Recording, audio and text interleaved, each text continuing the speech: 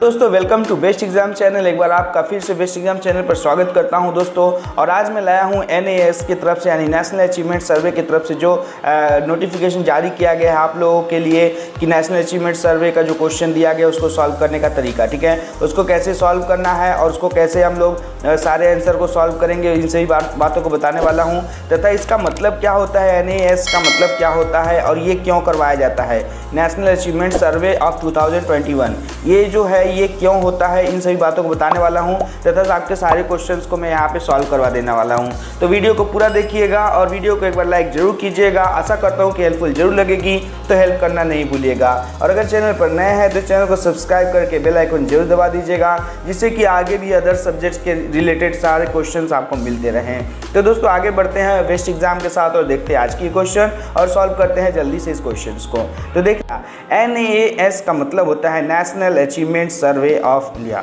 ठीक है। यहाँ पे नेशनल अचीवमेंट मतलब कितना बच्चों ने अचीवमेंट किया है, कितना उन लोगों ने अभी तक सीखा है, इसकी जानकारी को प्राप्त करने के लिए ही ये गवर्नमेंट, ये जो सेंट्रल गवर्नमेंट है ये रूल्स चलाती है, ठीक है। इससे पहले 17-18 में भी एक बार हुआ था ये चीज़, अब इसके बाद अब फिर हो रहा है 4 साल के बाद 2021 में। तो इसको हम लोग जानते हैं कि जब बच्चों को कुछ पढ़ना लिखना आ जाता है और वो कुछ लेवल तक सीख जाते हैं तो इन्हीं गवर्नमेंट बीच में स्कूलों में ये सारी चीज़ें भेजते रहती है, जिससे कि पता चले स्टेट कौन से स्टेट किस पोजीशन पे पढ़ाई का सिचुएशन रख के चल रहा है। तो यहाँ पर हम लोगों को ये जो क्वेश्चंस मिला है इसको सॉल्व करेंगे फटाफट। और इसको सॉल्व करने के बाद देखिए आप लोग को यहाँ पर कॉपी पेन का यूज करने का नहीं बोला गया है, हालांकि आपको ऐसे, लेकिन आपको यहाँ पर जो सॉल्व करना है तो आंसर तो मैथ है, बिना सॉल्व किए मिलेगा नहीं, इसका मतलब आपको सॉल्व करना पड़ सकता है। तो मैं आप लोगों को सॉल्व करके दिखाऊंगा।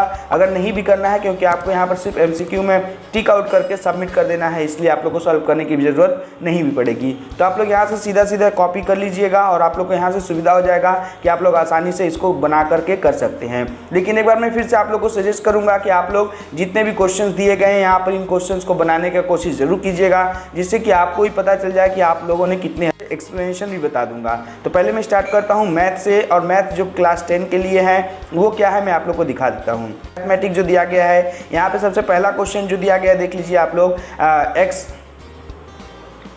x cube plus 4x plus 3, ठीक है। और इस सभी के बारे में हम लोगों को कैसे सॉल्व करना है, इसको x-1 से ऐसे विभाजित किया जाना है कि शेषफल क्या होगा। यहाँ पूछा है कि यहाँ पर जब इससे इसको डिवाइड किया जाए तो इसका शेषफल क्या होगा। ये आप लोग का क्लास 9 का एक क्वेश्चन है, 7 चैप्टर से लिया गया है। तो आप लोगों ने 9 में पढ़ा ही नहीं लॉकडाउन की वजह से, तो इस क्वेश्चन को मैं बता देता हूँ कि इसको सॉल्व करने पर कितना आंसर आएगा। आप लोग को इसको दिखा देता हूँ करके लीजिए। तो यहाँ पर सबसे पहले हमने क्वेश्चन ले लिया x-1 इक्वल टू 0, तो x इक्वल टू क्या हो जाएगा 1 हो जाएगा, ठीक है।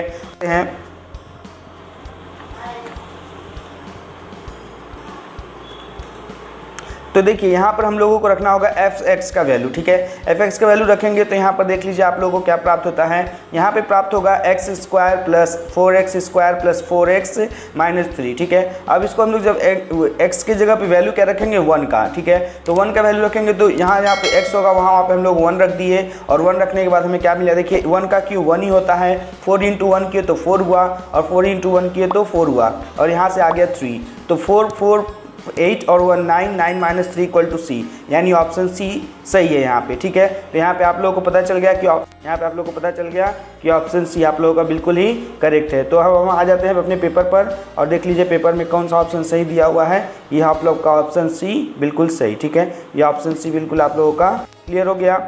अब आगे बात करते हैं क्वेश्चन नंबर 2 सॉल्व करने के लिए यहाँ पर दिया है x² 2x प्लस 8, ठीक है। इसको सॉल्व करने के लिए जो बताया गया है इसको कैसे सॉल्व करें, इसलिए आप लोग को फिर वही रूल्स यूज करना होगा जो यहाँ पहले आपको इसको क्या करना है कि क्वेश्चन को उतार लेना है। वो कुछ इस तरह से होगा, जरा से जूम कर लेते हैं।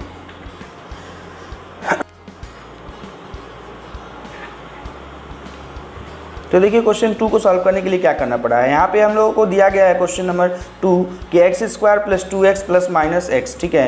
यहाँ पे क्वेश्चन को हम लोग ऐसे सॉल्व करेंगे, स्पेस सिस्टम को साइड करते हैं। हाँ, तो यहाँ पे जो बोला गया है x square 2x plus x, यानी कि यहाँ पे x और 2x के बारे में हम लोग को क्या करना होगा, गुणनखंड कर लेना होगा। तो x और 2x का जब हम लोग गुणनखंड किए तो 4 2 जा 8 होता है, इसलिए हम लोग 4 और 2 ले लिए, 4 2 जा 8, क्योंकि 8 का गुणनखंड किए तो 4 2 जा 8 हो गया और 4 में से 2 गया तो 2 प्लस में आ गया। ठीक है, तो x प्लस 4 और x माइनस 4, यहाँ से x को कॉमन ले लिए और यहाँ से बच गया x, यहाँ से बच गया 4, यहाँ से 2 को कॉमन लिए तो यहाँ से बचा x और यहाँ से बचा प्लस 4। ठीक है, तो यहाँ तक क्लियर हो गया। अब इसको क्या किया गया, दोनों को कॉमन पार्ट को, इसको और इसको, दोनों पार्ट को निकाल लिया गया, तो यहाँ पे आ गया आप लोगों का, और इसको x प्लस 4 को यहाँ पे लिख दिया गया और इन दोनों पार्ट को जोड़कर यहाँ पर लिख दिया गया। ठीक है, और दोनों को हैं तो यहाँ पे हम लोगों को क्या मिल रहा है, x plus 4 equal to 0, then x equal to minus 4, और अगर दूसरी की बात करें तो x माइनस 2 इक्वल टू 0, तो x इक्वल टू क्या हो जाएगा, हम लोग का 2 हो जाएगा, यानी ऑप्शन नंबर सी माइनस 4 और 2, यहाँ पे दोनों ही ऑप्शन, यहाँ पे दोनों आंसर कि आप लोग का कौन सा क्वेश्चन सही दिया हुआ है। इसका मतलब यहाँ पर भी आपका ऑप्शन नंबर सी सही है पूरी तरह से। ठीक है, कुछ इस तरह से। ठीक है, अब देखिए इस तरह से अगर मैं सारे क्वेश्चंस को सॉल्व करवाऊंगा तो बहुत समय लग जाएगा और वीडियो बहुत लेंदी हो जाएगी, तो मैं यहाँ पे कोशिश कर रहा हूँ कि आप यहाँ से सिर्फ आंसर को मार्क करते चले जाओ। ठीक है, तो क्वेश्चन नंबर 3 की बात करें तो क्वेश्चन नंबर 3 में जो आप लोग का ऑप्शन सही होगा वो होगा क्वेश्चन नंबर 3 का बी, इसको मार्क कर लीजिए आप लोग, क्वेश्चन नंबर 3 का बी। ठीक है, y। और वहीं क्वेश्चन नंबर 4 का बात करें तो क्वेश्चन नंबर 4 में आप लोग का, इसको सिंपल सा बात है, इसका बोला गया है कि रूट ब्रेक कैसे होगा, यानी कि इंडाइसिस वाला फॉर्मूला, घातांक, चैप्टर 2 जो 9 में आप लोग का है उस चैप्टर से लिया गया है। तो यहाँ पर आप लोग का जो आंसर बनेगा वो बनेगा यहाँ पे सी बनेगा, यहाँ पे आपका 2 to the power 4 and 3 to the power 4। आप लोग इसका एलसीएम लोगे तो देखोगे 2 इंटू 2 इंटू 2, 3 इंटू 3 इंटू 3, ऐसे करके 2 टाइम्स 4 टाइम्स आएगा, तो आप लोग को ये आंसर यहाँ से मिल जाएगा। ठीक है, वहीं अगर अगले क्वेश्चन 0 माइनस 1 और 1 का अलावा बहुपद क्या होगा। ठीक है, इस वाला बहुपद क्या होगा, तो 5 में जो क्वेश्चन दिया गया है उसका आंसर हम लोग सॉल्व करते हैं, तो हम लोग को सॉल्व करने की पद्धति 6। ठीक है, उसके बाद क्वेश्चन नंबर 6 की बात करें तो क्वेश्चन नंबर 6 में जो दिया गया है उसके हिसाब से देखा जाए तो यहाँ पे जो क्वेश्चन पूछा है कि समीकरण x square plus 4x plus 1 के वास्तविक प्राकृतिक क्या होंगे, मूलों के प्राकृतिक क्या होंगे, तो ये होंगे वास्तविक और असमान। क्या होंगे, वास्तविक और असमान होंगे। ठीक है, ऑप्शन नंबर बी। और ये आगे की बात 7 को अगर सॉल्व किया जाए तो क्वेश्चन नंबर 7 को सॉल्व करने पे हम लोग को जो आंसर मिलेगा वो ऑप्शन नंबर सी, यानी कि ऑप्शन नंबर सी का 4 आंसर होगा। ठीक है, और वहीं अगर क्वेश्चन नंबर 8 की बात करें तो क्वेश्चन नंबर 8 को अगर अल्फा बीटा के हिसाब से सॉल्व करेंगे, क्वेश्चन है चैप्टर 5 से, वहाँ से ये क्वेश्चन दिया हुआ है, तो यहाँ पे जो ऑप्शन आप लोग को मिलेगा वो होगा आप लोग का +1/2 प्लस माइनस 1/, एक सही होगा इसका। ठीक है, ये वाला आप लोग मार्क कर लीजिएगा। वहीं अगर क्वेश्चन नंबर 9 की बात बताया गया वो क्या है देख लीजिए आप लोग अच्छी तरह से। इसको यहाँ पे बोला गया है कि समीकरण ax plus B equal to 0, a और b अचर और a not equal to 0, b not equal to 0 का लेखा चित्र क्या होगा, तो ये होगा y अक्ष के समानांतर। कि क्या होगा, ये होगा आप लोगों के समानांतर, यानी ऑप्शन बी, ये वाला सही होगा ऑप्शन। ठीक है, यहाँ पर तो आगे बढ़े और क्वेश्चन नंबर 10 की बात करें तो क्वेश्चन नंबर 10 में आप लोग को जो दिया गया है वो है कुछ इस तरह से, यदि दो बिंदुओं x माइनस 7 और 3 माइनस x के बीच की दूरी 5 इकाई है तो y का x का मान ज्ञात करो। क्वेश्चन नंबर 10 का ये चैप्टर का ए सही है। ठीक है, आप लोग को मैंने बता दिया कि यहाँ पे आप लोग यहाँ पे ए सही है। ठीक है, 0 या 6। ठीक है, उसका क्वेश्चन नंबर 11 की बात करें तो क्वेश्चन नंबर 11 में जो बोला गया है r के किस मान के लिए समीकरण rx minus 3y minus 1 equal to 0, जहाँ पर कि 4 minus r x minus Y plus 1 equal to 0 के समाधान नहीं होंगे। इसके लिए कौन से मान के लिए नहीं होगा, तो इसका आंसर आएगा 3। ठीक है, इसको सॉल्व करने पर आंसर क्या मिलेगा, 3 मिलेगा।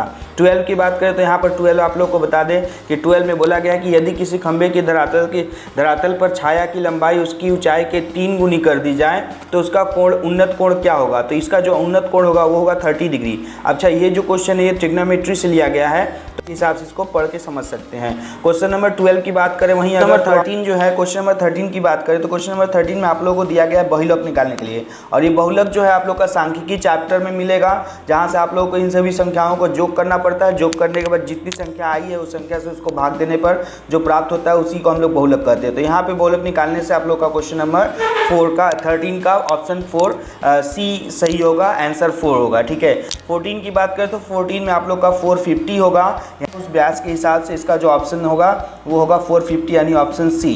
ठीक है, फिर अगर 15 की बात करें तो ओ केंद्र वाले एक वृत्त का बाहरी बिंदु P से PR और PS दो संपर्क खींचे गए हैं। यदि PR 8 सेंटीमीटर है तो RPS 60 डिग्री हो तो RS की लंबाई क्या होगी। तो इसको आप लोग को वही पाइथागोरस थ्योरम के हिसाब से बनाओगे तो आप लोग का इसका आंसर निकल के चला आएगा। तो आंसर होगा 8 सेंटीमीटर। ठीक है, 16 की तो क्वेश्चन नंबर 16 में आप लोग देख सकते हो कि यहाँ पर अक्ष के बारे में बताया गया। कुछ अक्ष का PX और QX इक्वल टू R अगर हो, जहाँ पर Q नॉट इक्वल टू 0 है, तो यहाँ पर जो ऑप्शन सही होगा वो होगा आप लोग का ऑप्शन नंबर A और वो होगा R/P और 0। ठीक है, वहीं अगर 17 क्वेश्चन की बात करें तो 17 क्वेश्चन बोला गया किसी वृत्त के व्यास की अंतिम बिंदुओं पर खींची गई स्पर्शक रेखाएं होती हैं। अब किसी व्यास तो जानती हैं आप लोग कि एक सर्किल होता है और उस सर्किल का सबसे बड़ा जो त्रिज्या होता है वो व्यास कहलाता है। इस व्यास के अंतिम बिंदु यानी यहाँ हो सकता है अथवा यहाँ हो सकता है। देखिए इस पॉइंट पे होगा, या तो यहाँ पे होगा अथवा यहाँ पे होगा। ठीक है, यहाँ पे होगा अथवा यहाँ पे होगा। अंतिम बिंदु तो यहीं पे टच कर रहा है। बिंदुओं पर खींची गई स्पर्शक रेखाएं होती हैं, कितनी होती हैं, समानांतर होगी, क्योंकि हम जैसे इस पर स्पर्शक खींचेंगे तो ये इधर से कटेगा और ये इधर से कटेगा। ठीक है, स्पर्शक खींचने का मतलब ऐसे ही होगा। तो ये जो रेखाएं होंगी वो कैसी होंगी, समानांतर होंगी। ठीक है, अब अगर क्वेश्चन नंबर 18 की बात करें तो क्वेश्चन नंबर 18 में आप लोग को बता दें क्या दिया गया है। 30, 34, 35, 36, 37, 38, 39, 40 में 35 गायब है तो मध्यिका की वृद्धि क्या होगी। तो मध्यिका में कितनी % की वृद्धि होगी। तो यहाँ पर आप लोग को बता दें कि जब कोई एक भी पॉइंट कमेगा तो उसको हम लोग वहाँ से एक संख्या घटा करके उसको डिवाइड करेंगे तो हम लोग का जो कमी होगा 0.5 होगा। आप लोग करके भी देख सकते हैं। इन सभी संख्याओं को जोड़ लेना, जोड़ने के बाद जितनी संख्या है उससे उसको भाग देने पर जो संख्या प्राप्त होगी, फिर अगले वाले में 35 को हटा करके आपको सब संख्या को जोड़ लेना है। फिर जो आएगा उससे उन सभी संख्याओं को डिवाइड कर लेना है, जो आएगा वो आंसर यही होगा। ठीक है, अगर 19 आता है, क्वेश्चन नंबर 19 में जो बताया गया है वो क्या कहते हैं। क्वेश्चन नंबर 19 में कहते हैं यदि ठोस लंबवृत्तीय बेलन, ठोस लंबवृत्तीय शंकु और ठोस की त्रिज्या की ऊंचाई समान हो तो उसके आयतन का अनुपात क्या होगा। तो ये फॉर्मूला बेसिस क्वेश्चन है, तो ये इसका जो आंसर होगा 19 का D हो जाएगा 1:4:3, क्योंकि ये पूरे फॉर्मूला बेस्ड क्वेश्चन है।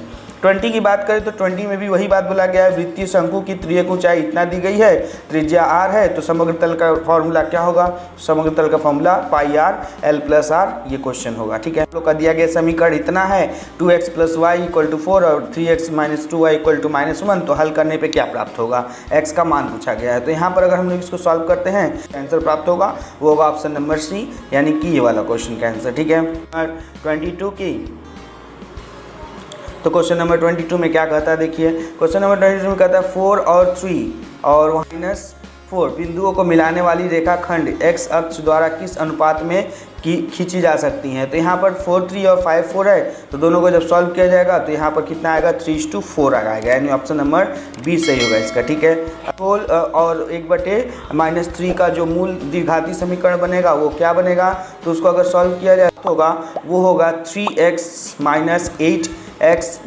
3, ये वाला ऑप्शन आप लोग का सही होगा, यानी कि 23 का ऑप्शन नंबर। क्वेश्चन बोला गया कि r इकाई त्रिज्या वाले एक ठोस आधा गोलक के काटे जा सकने वाले बड़े से शंकु के आयतन क्या होगा। अगर मान लीजिए एक बड़ा सा r त्रिज्या वाला कोई शंकु है, उसका जो गोलक बनेगा वो कितना का रेंज में बनेगा, उसका जो रेंज बनेगा πr³/3 घन इकाई में बनेगा। ठीक है, यानी कि ऑप्शन नंबर D इसका सही आंसर होगा। ठीक है, 25 नंबर क्वेश्चन की तो बोला गया कि एक नदी के किनारे स्थित एक तार के पेड़ की ठीक विपरीत दूसरी किनारे पर एक खंभे पर गड़ा हुआ है और नदी के किनारे से उस खंभे की सीधी रेखा में 7√3 मीटर चलने पर पता चलता है कि नदी के किनारे के सापेक्ष का निचला सिरा 60 डिग्री के कोण के स्थित है, तो नदी की चौड़ाई कितनी होगी। तो यहाँ पे आप लोगों से नदी की चौड़ाई पूछी गई, तो यहाँ पे जो नदी की चौड़ाई निकल कर आएगी तो इसको ट्रिग्नोमेट्री के फॉर्मूला से सॉल्व करने पर आएगा जो रिटर्न वो मिलेगा 21। ठीक है, यहाँ पे आपको नंबर B। ठीक है, वहीं अगर 26 नंबर वाले एक वृत्त है और उसके बाहर बिंदु P स्थित है, OP को मिलाने से P बिंदु में एक जोड़ी स्पर्शक रेखाएं खींची जाने से अगला चरण क्या होगा।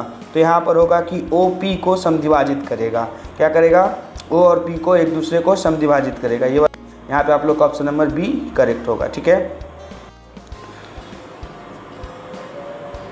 नंबर 27 की तो क्वेश्चन नंबर 27 में आप लोग देख लो क्या बोलना चाहते हैं। क्वेश्चन नंबर 27 में बोल रहे हैं कि एक त्रिभुज ABC है, AB 9 सेंटीमीटर, BC 6 सेंटीमीटर और CA 7.5 सेंटीमीटर है। तो DEF समानांतर होगा त्रिभुज ABC के। BC और EF के समानांतर भुजाएं हो तो EF इक्वल टू 8 सेंटीमीटर है, तो DEF का परिसीमा क्या होगा।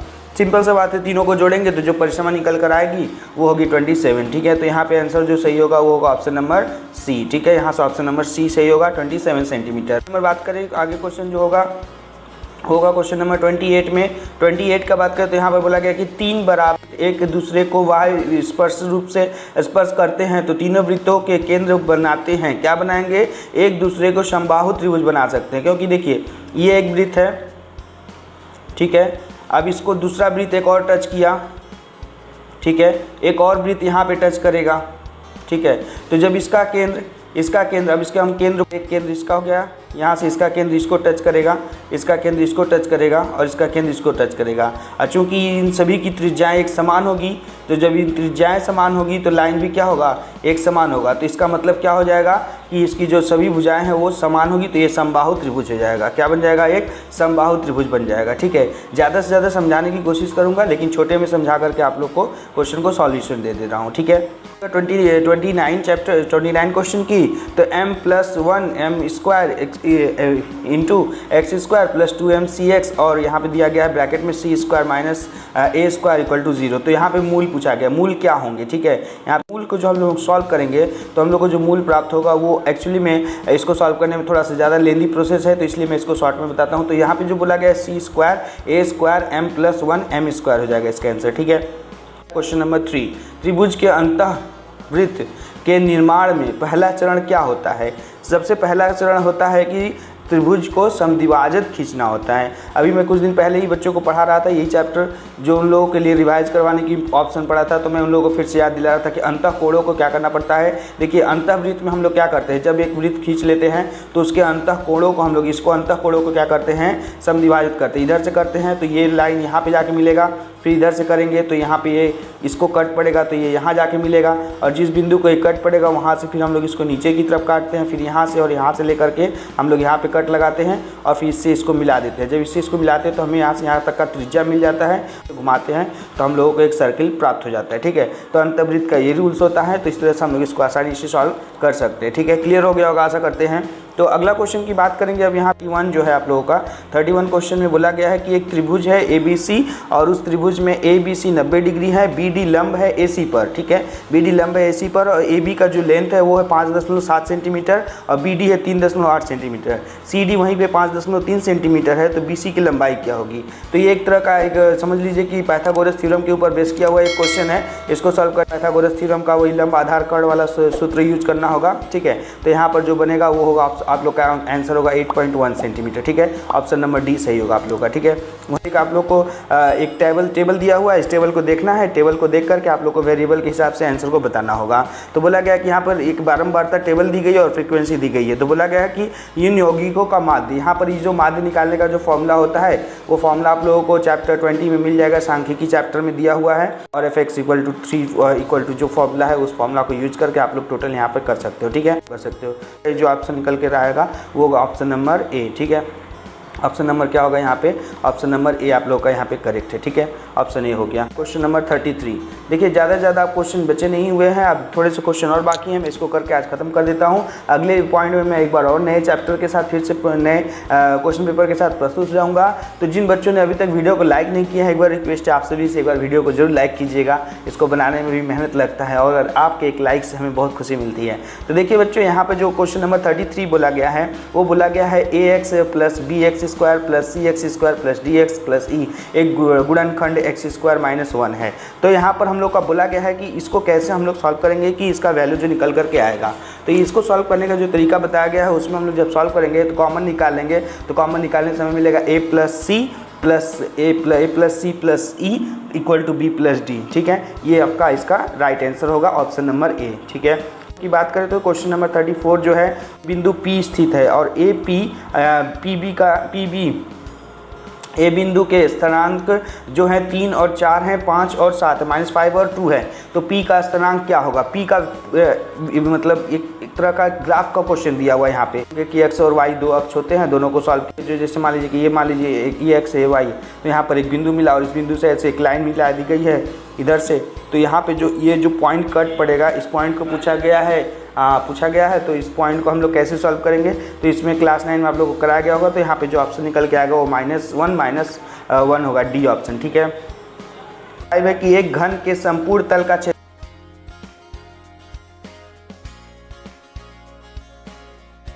है कि एक घन के संपूर्ण तल का क्षेत्रफल s वर्ग है और विकर्ण की लंबाई d इकाई है, तो वहाँ पर क्या होगा, इसका जो फॉर्मूला बैठेगा वो क्या निकलेगा। ये वाला आप लोग को चैप्टर 8 में शायद मिल जाएगा, क्योंकि यहाँ पे आप लोग का घन का चैप्टर दिया हुआ 8 चैप्टर या 6 चैप्टर में, तो आप लोग वहाँ से एक बार चेक कर लीजिएगा, 8 चैप्टर में ही होगा शायद। तो यहाँ पर जो फॉर्मूला निकल के आएगा वो होगा option number A 2D² = S। ये वाला फॉर्मूला आप लोग का सही हुआ, आप लोग समझ लिए होंगे। अगले चैप्टर में हम लोग अगले पॉइंट को लेकर के बात करेंगे। अगला जो क्वेश्चन पेपर बनेगा फिजिकल साइंस का है, लाइफ साइंस, हिस्ट्री, सारे चैप्टर्स हैं, सारे क्वेश्चंस को मैं इसमें सॉल्व करवाने वाला हूं। तो डोंट वरी दोस्तों, आप लोगों के लिए ये वीडियो फिर से मैं नए अपडेट के साथ प्रस्तुत जाऊंगा। तब तक के लिए एक बार वीडियो को जरूर लाइक कीजिएगा, और अगर चैनल पर नए हैं तो चैनल को सब्सक्राइब कर लीजिएगा, क्योंकि हिंदी में रिलेटेड सारे भी वेस्ट बंगाल बोर्ड से रिलेटेड सारे एजुकेशन डिपार्टमेंट के जो भी न्यूज़ होते हैं, जो भी क्वेश्चन होता है, सारे सॉल्यूशन आपको यहीं पर मिल जाएंगे। तो आज के लिए बस इतना ही दोस्तों, अगले वीडियो में फिर मिलते हैं। तब तक के लिए this is Dilip sir signing off with Best Exam. Stay healthy and keep learning. Bye bye, take care.